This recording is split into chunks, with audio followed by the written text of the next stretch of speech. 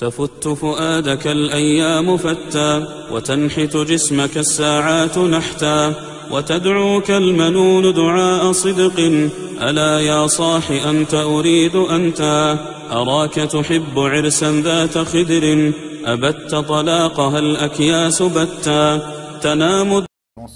L'assise d'aujourd'hui, pardon.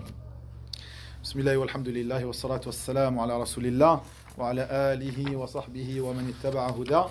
Amma ba'du, cette nuit, le 18 du mois de Al-Muharram de l'année 1443 après la hijra de notre prophète Mohammed sallallahu alayhi wa sallam, nous entamons la 6e assise de notre série de cours sur le commentaire de la poésie At-Ta'iyya de Al-Ilbiri, Abi Ishaq Al-Ilbiri, rahimahullah ta'ala. Nous étions arrêtés sur ces vers, cette poésie qui est douce et belle, dans laquelle Abu Ishaq Al-Ilbiri, rahimahullah, conseille son ami Abu Bakr, lui donne de nombreux conseils sur les bons comportements et sur l'étude de la science, et il le pousse à revenir vers cela, vers l'étude de la science dans la religion, comme nous l'avons vu précédemment.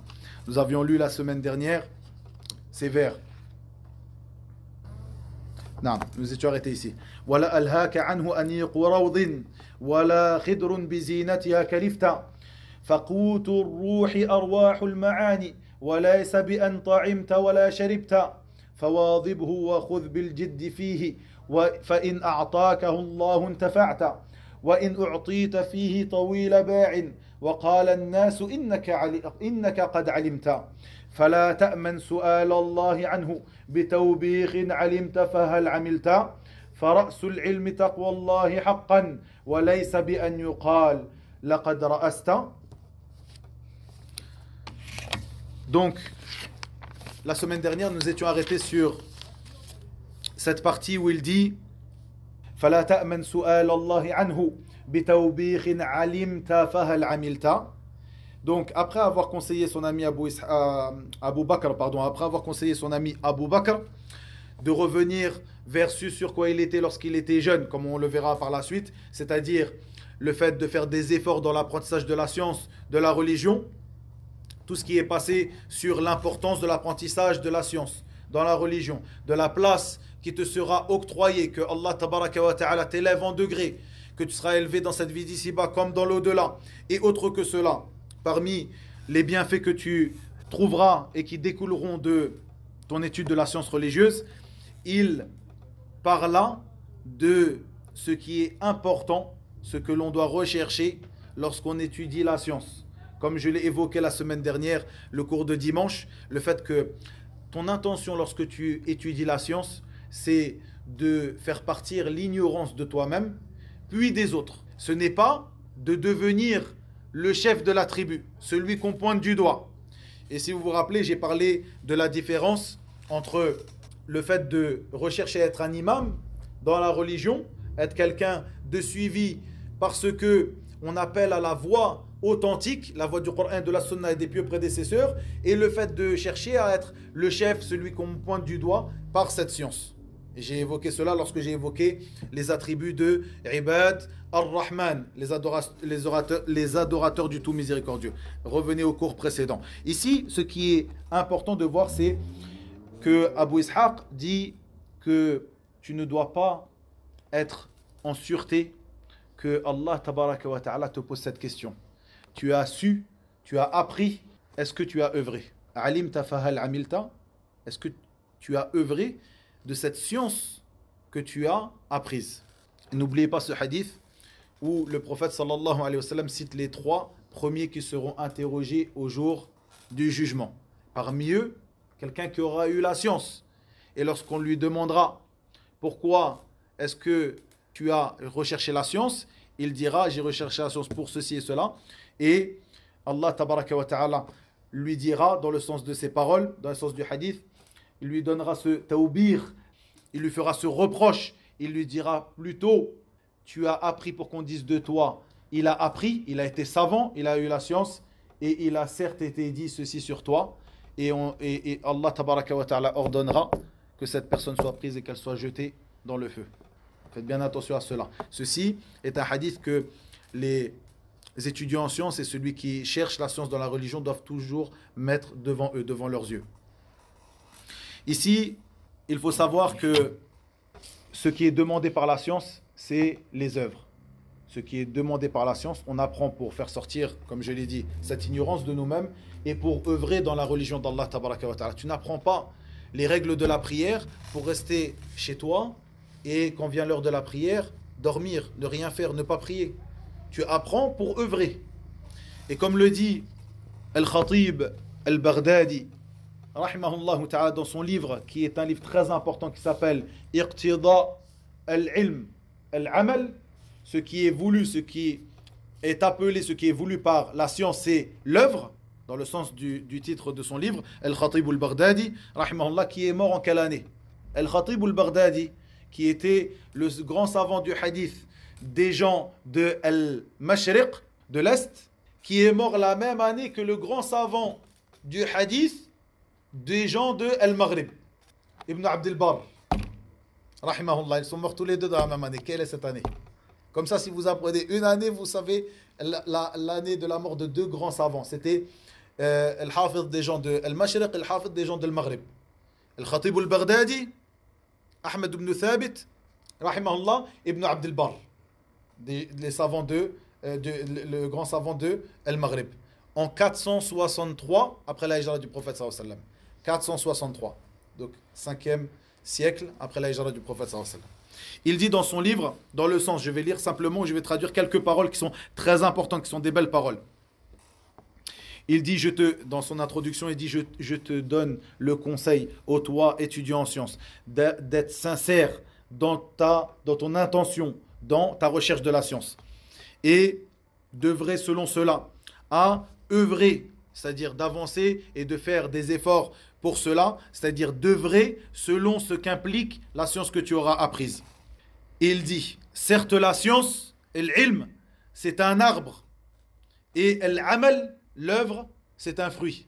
Une parole ici de certains parmi salaf, il disait, quel est le profit dans un arbre fruitier, quel est son profit dans cet arbre s'il ne donne pas de fruits?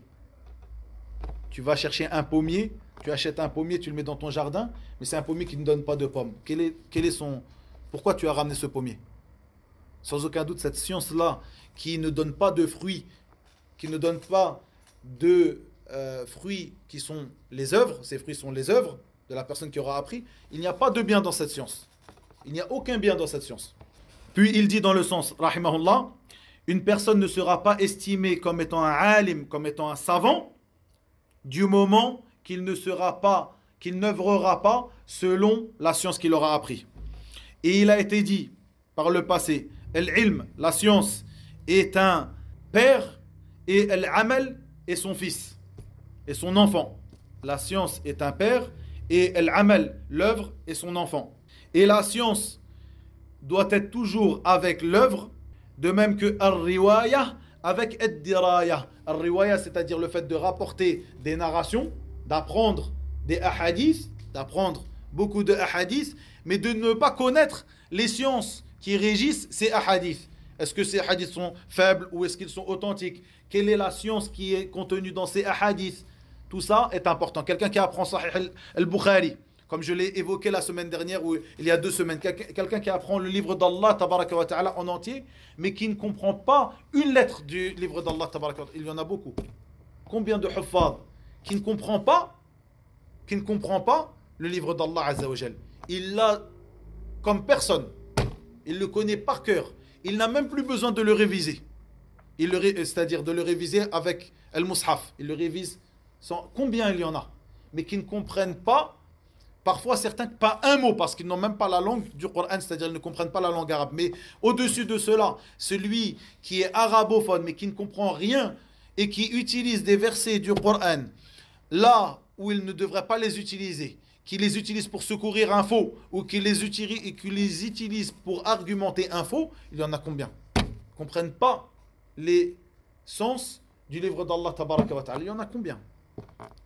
Voilà pour les paroles de Al-Hafid Al-Khatib Al-Baghdadi.